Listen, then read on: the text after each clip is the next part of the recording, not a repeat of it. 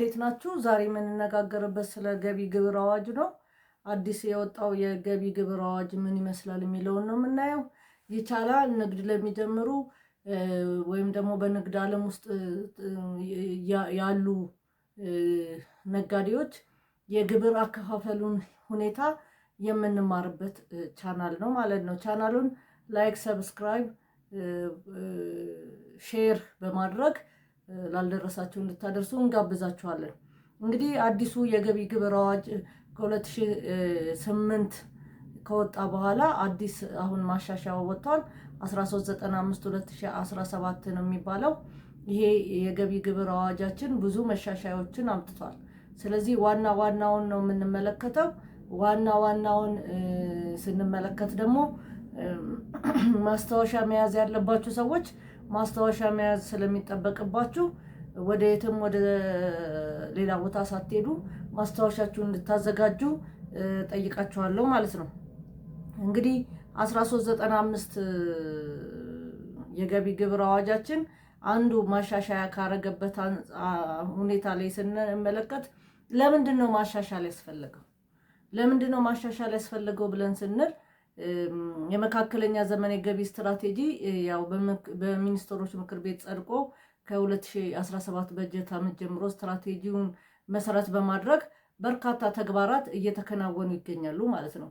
ስለዚህ በዚህ በ2017 እስከ 2020 ባለው የስትራቴጂ ዘመን መንግስት ከግብርና ከቀረጥ ማግኘት ያለበትን ገንዘብ ለማግኘት ስለሚያስችል ነው ማለት ነው መሻሻል የመጣው። ይህም ደግሞ አሁን ካለበት ግብር 6.5 ነው እየተሰበሰበ ያለው። በ2022 ደግሞ 11% ለማድረስ ነው እቅዱ ማለት ነው። እነዚህ እንግዲህ ለምንድን ነው 6.5 በጣም ትንሽ ነው የገቢ ግብራችን ወይም ደግሞ የሚሰበሰበው ለምንድን ነው? እውነት መንግስት የመሰብሰብ ስትራቴጂው ደካማ ስለሆነ ነው ወይስ እኛ ህዝቦቹ ባለመተባበር ነው የሚለውን ደግሞ እናያለን በቀጣይ ማለት ነው። ግን አሁን ያሉት ለውጦች ምንድን ናቸው? እንግዲህ 979/2008 የወጣው የገቢ ግብር አዋጅ አለ። ከብዙ ዓመት ሳይሻሻል ተቀምጦ በ2008 ተሻሻለ። ከዛ በኋላ አሁን ደግሞ ተሻሽሏል ማለት ነው። ስለዚህ ምንድን ነው የማሻሻያ ዋና ዓላማዎቹ ደግሞ ምንድን ነው ብለን ስናይ የገቢ ግብር አዋጅ ማሻሻያ 7 ምክንያቶች ወይም ደግሞ ዓላማዎች አሉት። አዋጁ ላይ ስታገኙት 1395/2017 ብላችሁ ኢንተርኔት ላይም ስትገቡ ታገኙታላችሁ ማለት ነው። ስለዚህ ለምን አስፈለገ? ዓላማው ምንድን ነው? ለምን ዝም ብለን በ2008 በወጣው 979 ዝም ብለን ለምን አልሄድንም? ችግር ፈጥሯል ወይ? በገቢ ሰብሳቢ መስሪያ ቤትም ይሁን በግብር ከፋዩ ዘንድ ምን ችግር አመጣ የሚለውን ነገር እናያለን ማለት ነው። ስለዚህ ዓላማው ዝቅተኛ ገቢ ያለው የህብረተሰብ ክፍል የሚያርፍበትን የግብር ጫና መቀነስ ዋናው። እንግዲህ በፊት የገቢ ግብር አዋጃችን 979 ላይ የግብር ከፋይ ደረጃ 3 ነበር እንደምታውቁት ማለት ነው። ሐመርሃ ተብሎ ተለይተው በተለይ በደረጃ ሐመርሃ ላይ ያለ ቁርጥ ግብር ነው፣ በግምት ነው የሚከፈለው። እሱም ደግሞ በሰንጠረዡ ላይ ባለው መሰረት የአመቱ ተባዝቶ ከዛ ለሁለት ተካፍለው እስከ 35% ድረስ ይሄድ ነበር ማለት ነው። ስለዚህ ይሄ ብዙ ጊዜ ለግብር ከፋዩ ወይም ደግሞ በቁርጥ ለሚከፍለው ደረጃ ሐመርሃ በዛ ወቅት ለነበረው እስከ 2017 ዓመተ ምህረት ድረስ የነበረው አነስተኛ ግብር ከፋይ የግብር ጫና ነበረበት ማለት ነው።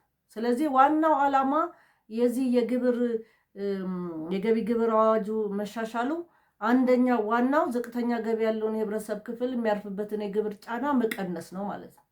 እንዴት ቀነሰ ብለን ስናይ አሁን ለምሳሌ በፊት አንድ ሱቅ 100 ብር በቀን ያገኛል ብለው ከገመቱ በ365 ቀን ያው በአመቱ ላይ 365 ቀን ስላለ 365 ቀን ይባዛና ለምሳሌ 100 ብር ሲባዛ በ365 ቀን እናበዛዋለን። እስኪ እናብዛና ስንት ብር እንደሚሆን እንየው።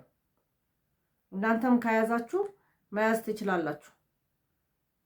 100 ብር አንድ ገማች መጥቶ ለምሳሌ የደረጃ የሰፈር ሱቅ በቀን አንቺ 100 ብር ትሰሪያለሽ ብሎ ገምቶ ከሄደ በ365 ቀን ስናበዛው 36500 ይመጣል ማለት ነው። 36500 ውስጥ እንግዲህ እቃ የምንገዛበት ወጪ አለ ማለት ነው። ስለዚህ ወጪ ካለ ያንን ሲካፈል ለሁለት ይሆንና 18250 ልክ በሰንጠረጁ ላይ ሄደን 20% የሚሆን 10% ላይ ይባዛ ነበረ ማለት ነው። አሁን ግን ምንድነው የተደረገው? 100 አሁንም እንበልና 100 ብር ነው የሚከፍሉት እንበል። እነዚህ ሰዎች 100 ብር በቀን 100 ብር ትሰራላችሁ ተባሉ ብንል ሲባዛ በ365 ስናበዛው 36500 ይመጣል። ይሄ 36500 ከ2 እስከ 9% ነው ማለት ነው። በፊት ግን እስከ ምን ይሄድ ነበር? እስከ 35% ይሄድ ነበር ማለት ነው። አሁን ግን ዋናው ዓላማ የዚህ የገቢ ግብር ማሻሻያ ቅድም እንደተባባል ነው አንደኛው እና ትልቁ ጫናን መቀነስ ነው። ይሄ አነስተኛ ግብር ከፋይ ላይ ያለውን አሁን ደረጃቸው ተስተካክሎ ወደ ቢገቡ ዋናው ዓላማው ምንድነው ብለናል። እዚህ ላይ እንደምንመለከተው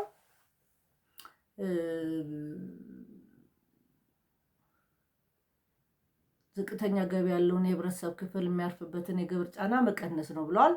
ስለዚህ ከ2 እስከ 9 ሆኖ ተቀንሰዋል ማለት ነው። ሁለተኛ ዓላማ የግብር መሰረቱን ማስፋት። ይሄ ማለት ምን ማለት ነው? የግብር መሰረቱን ማስፋት ማለት በፊት ወደ ግብር መስመር ውስጥ ያልገቡ ገቢ እየተገኘባቸው ግብር የማይከፈልባቸውን ነገሮችን ገቢ እንዲከፈልባቸው ማድረግ ማለት ነው። ይህ ማለት ምን ማለት ነው? ለምሳሌ የዩቲዩብ እና የማህበራዊ ሚዲያ ገቢዎች ሰዎች ብዙ ብር ያገኛሉ፣ ግን አይከፍሉም ነበር ግብር ማለት ነው። ስለዚህ የግብር መስመሩን ስናሰፋው ምን ይሆናል? እነዚህ ሰዎችን በዚህ በአዲሱ አዋጅ በ1395 ወደ ግብር መስመሩ እንዲገቡ ወይም ደግሞ የግብር መሰረትን በማስፋት እነሱ ግብር እንዲከፍሉ ተደረገ ማለት ነው። ሶስተኛው የግብር ስርዓቱ ላይ የሚታዩ የፍትሃዊነትን ችግር መቅረፍ። እንግዲህ ፍትሃዊነት ችግር ያው አለ ተብለዋል በፊትም።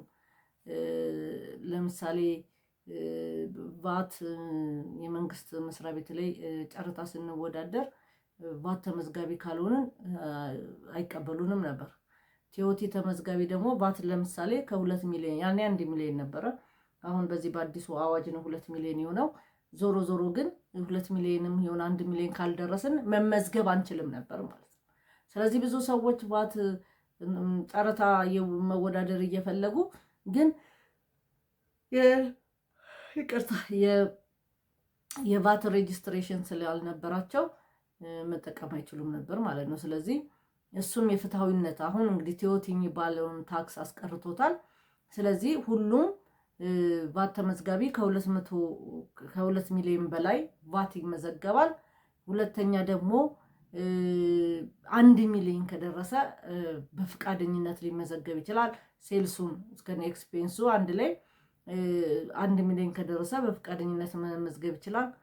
ሶስተኛ ደግሞ በደረጃ ላይ የነበሩ ቲዮቲ ይሰበስቡ የነበሩና ሂሳብ መዝገብ ይይዙ የነበሩትን እነሱ ወደ ቫት እንዲመዘገቡ አድርጓል። በዚህ ደግሞ በደረጃ የቁርጥ ግብር ከፋይ ሆነው ግን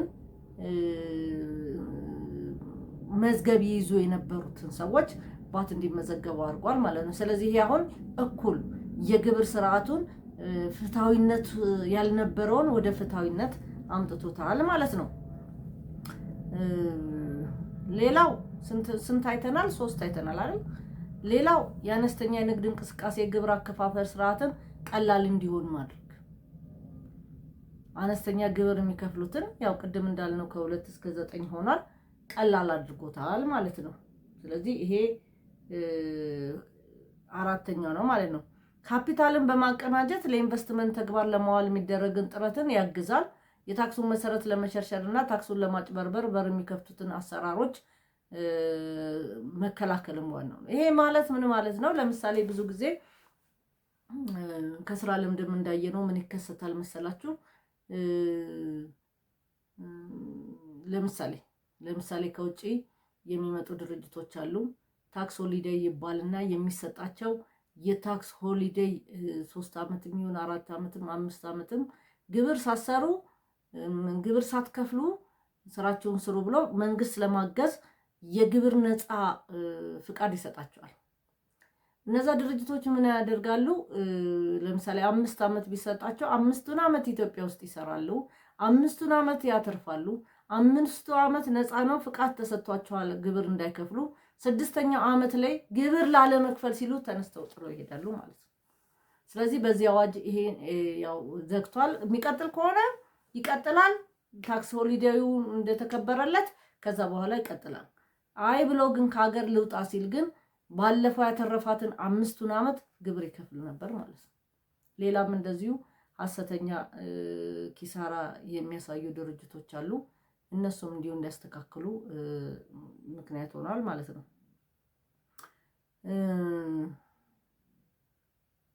ሌላው ግልጽነትን በሚጎድላቸው አንቀጾች ምክንያት የሚፈጠሩ ውጣ ውረድን ለማስቀነስ ወይም ደግሞ ለማስቀረት የተደረገ ጥረትም ደግሞ አለ ማለት ነው።